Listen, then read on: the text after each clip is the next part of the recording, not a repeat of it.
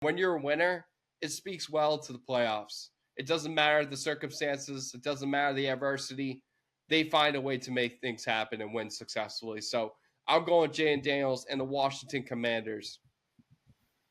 One more thing I did want to point out, the interesting, because like we talk about Daniels and Baker and like how good the offenses are. Two head coaches are like old school defense, like gritty coaches, and Bowles and Quinn. So that's an interesting thing to point out. I know you said that you think Quinn might get the better of Baker a few times, and I think it might be Bowles getting the better of a young quarterback. But to that I think point, this is to that point though, Liam Cohen, shout out to him. He's from Rhode Island.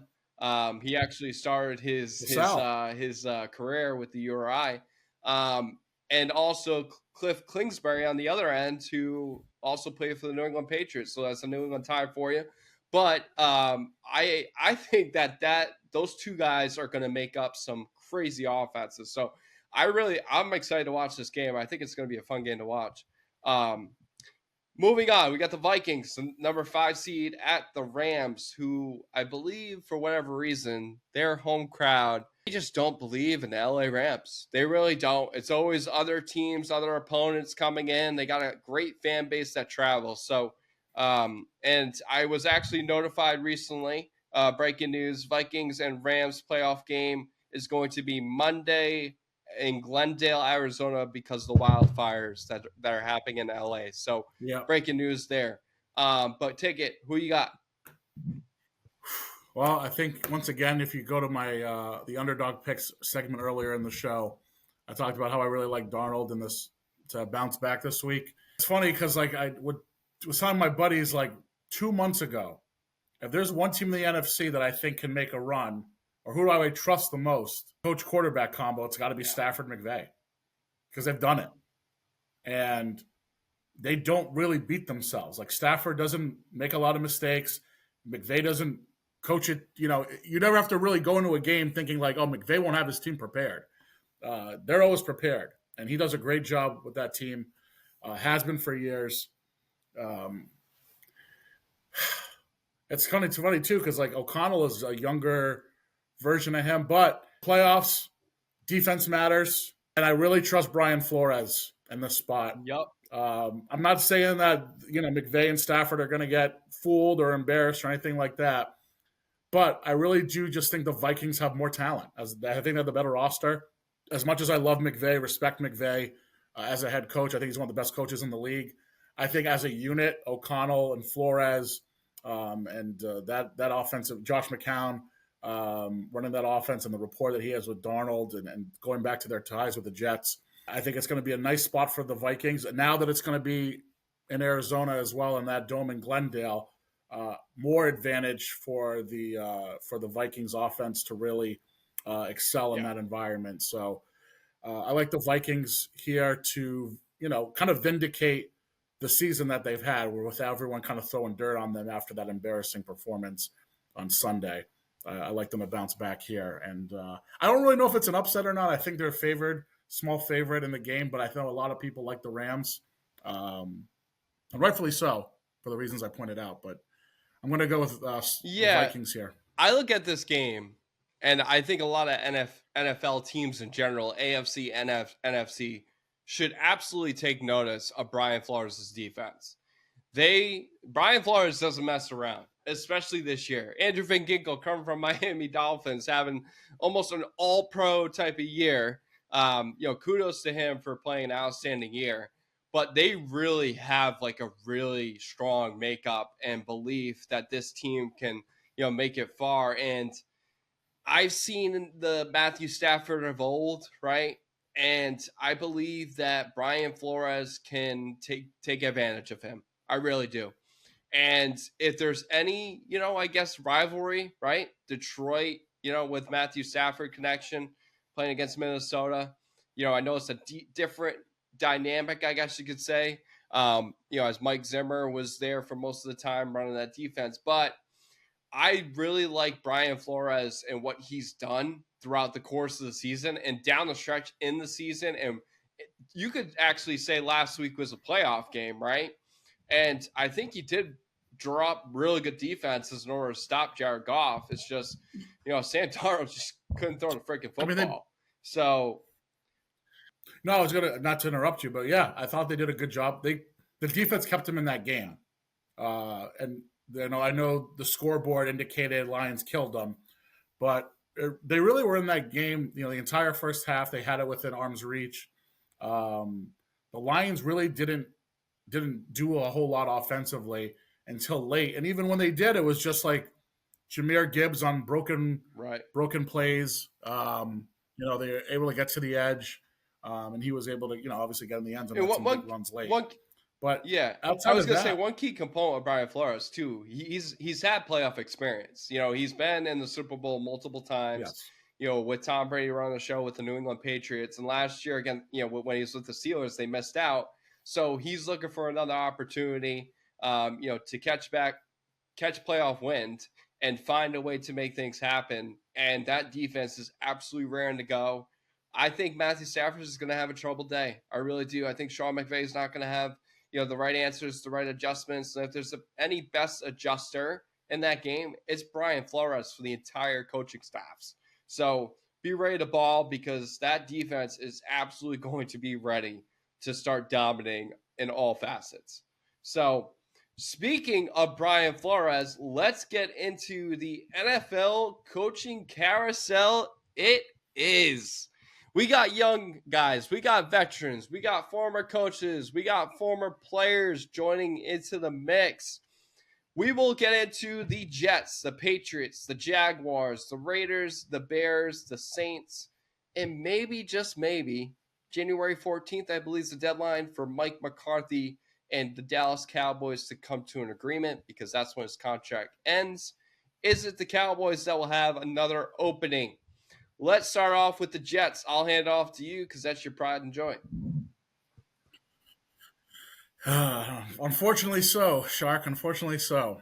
So the Jets have interviewed a couple guys already. They've interviewed Vrabel, Ron Rivera, Rex Ryan. There's rumors, obviously, of Aaron Glenn, because he used to play for the Jets and knows the ownership with the Johnson family.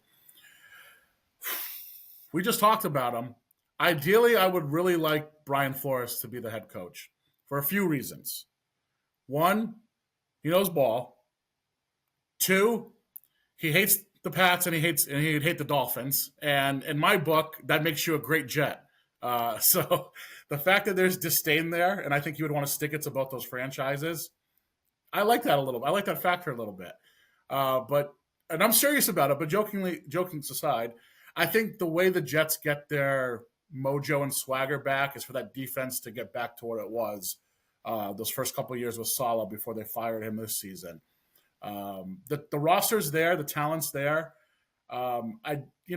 It's a tough situation to come into for any coach because of the whole quarterback thing, and obviously they got to link a GM as well. But Flores, to me, has done a really great job with the Vikings defense. We just talked about it. He did a great job with Pittsburgh. Did a great job in Miami. I mean, obviously they had the issues with Tua. The Vikings players on that defense have talked really highly of him. Maybe he took that as a learning opportunity as well, to be a little bit softer and not as much as like the disciplinarian hard ass that everyone in Miami made him out to be. Walking around, the rumors like he acts like he's Belichick, but he hasn't done anything like Belichick, just being such a stern figure. But I think the Jets need stern. They need discipline. They need to get their swagger back. And I think Flores is the guy to do that. I also like the fact that he can maybe bring Josh McCown with him. I referenced him earlier. McCown ended his career with the Jets. Brought in Darnold under his wing when they drafted Darnold. He was the veteran for him, and you see the connection that they have right now. So I'm thinking big picture. B-Flow, coach, OC McCown, and maybe if Rodgers is out, sign Sam Darnold? No. And you bring the Minnesota Vikings out east to the Meadowlands. The Meadowland Minnesota Vikings become the New York Jets. Right. So I know that's a lot of moving pieces there, but I think it could work. I think Brian Flores is the most underrated coaching candidate of this carousel. I love Brian Flores. I wanted him to stay in Miami, and I get it. There was bad, times in Miami, South Beach with, Ryan Fitzpatrick, recently coming out and saying what he said about Brian Flores and, how it was kind of like turmoil and nobody, like everybody, that walked by him had to turn their head because they, it was just like, I'm paraphrasing, but that was kind of like what he mentioned. And Tua the same way. But like, it's accountability at the end of the day, right? And I think what accountability brings out of guys is, promise and a way to correct yourself. And I think also like his experience with Mike Tomlin might have helped with Pittsburgh and, find a way to get back into the coaching, environment. And then, Kevin O'Connell, called a young coach, but he got along with them, right? And at least as far as we know, I mean, we haven't heard really anything in the news. I mean, they won 14 games this year, so yeah, they didn't like each other. They but did a let's good be job real. of hiding it. Miami was 10-6 and 9-7, and I believe when Ryan Fitzpatrick was quarterback, they were 5-11. So I really think that the New York Jets really need to acknowledge, and I'll say this too very quickly about the coaching carousel. If you are a team, guess what you do? You go out and guys that have been successful. You go out and guys that thrive into their system and their different components are part of their game. Whether that's special teams, whether that's offensive coordinator, defensive coordinator, a former coach, a guy that can be a leader, a former player. Like you got to find a way. Like Dan Campbell is a perfect example. Dan Campbell was a tight end in the NFL, but guess what? He saw strength in Ben Johnson to draw up significant opportunity plays. And then he has a great former player as his DC in Aaron Glenn that he can trust and rely upon. And so Brian Flores is a former player, if no one knew. He is. He played for the Patriots way back when. I think bringing in guys that have been there and done that are successful within their systems, current systems, and the opportunity to grow and future is promising for organizations like that. Don't be a loser franchise and go out and guys that are either subpar, average at their jobs. Go out and guys that know how to win, be successful in their past, whether that's a former player, organizationally, part of maybe a coaching tree, hence the a Shanahan tree, right? With Kyle Shanahan, Sean McVay, Mike McDaniel, that tree is absolutely outstanding. Nick Sirianni, you can add all those guys into the mix. But again, another guy for me, really very quickly, which I love Brian Flores as your pick because I was actually surprised because that was going to be my pick.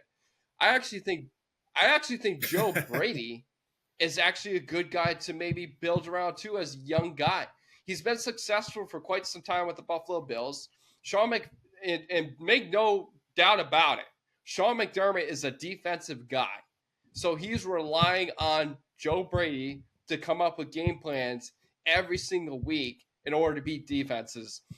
Right now, the issue is New York does not have an established quarterback, right? So that's why I would stay away from Joe Brady, and I would loop in Brian Flores. I agree with you, Josh McCown. I think Josh McCown was a part of Miami staff one of those years as well as offensive coordinator. So why not try to make things happen? And again, go with the guys that have won and go with the guys also that have experience in their current year. Minnesota Vikings, 14-2. Come on. One of the best defenses in the NFL. It's hard. And I get it. He had a bad past.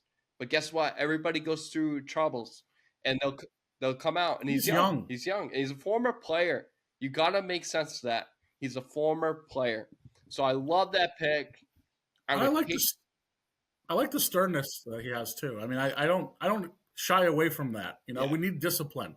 This is a football team that has lacked it the last couple seasons, and I mean not just a couple seasons. They've lacked it for a long time, but even under Rex, like Rex was a little loose. And go to Rex real quick. Bring it full circle. He's going to be the coach of the Jets. He's going to be the coach. Listen, he probably will be, and I don't dislike Rex Ryan. I think he's a little too old school and rigid to maybe work nowadays. I wonder if the players really would buy into him.